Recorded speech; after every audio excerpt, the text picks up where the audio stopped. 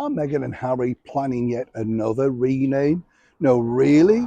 You know, we told you recently, didn't we, about their plans to change their name to Spencer.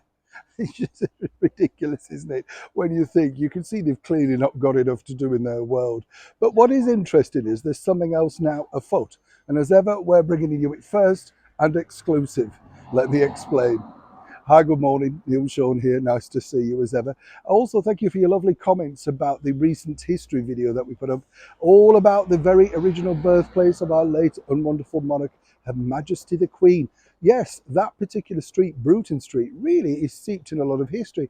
There's so much more, actually, if you just pander around those things. And as I often say, if you're lucky enough to come to London and you don't have too much money, there's plenty of things you can do that are either free or very inexpensive. And I would recommend that sort of thing, you know, because what I do like about that area as well, I have to tell you, there's lots of benches. You know, some yes, you know, there's Berkeley Square. So if you get a bit tired, you can just sit down there for a bit, gather your thoughts, get your flask out, and trot on and find another plaque.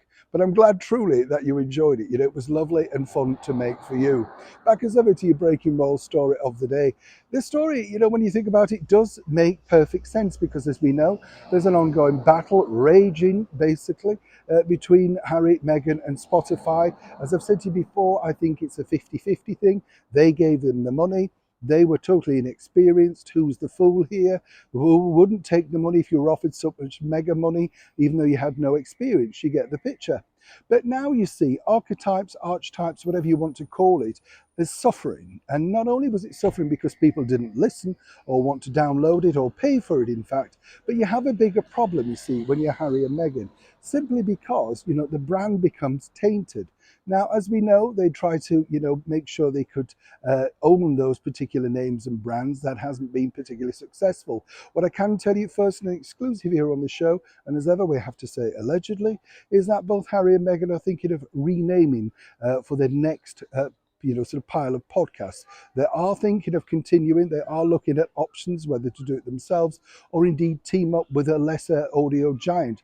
Lots of people will still want to sign them. Trust me, it's not over because, you know, they're not going to get the mega deal that they had, but they will still get some money. You see, their bosses, their brand new management team, particularly Meghan's William Morris Entertainment, feel that, you know, a rebrand, a rename could help the podcast itself. They feel that this would attract new people and hopefully draw a line under the debacle that has really ensued regarding Spotify, with the CEO coming out and being incredibly negative.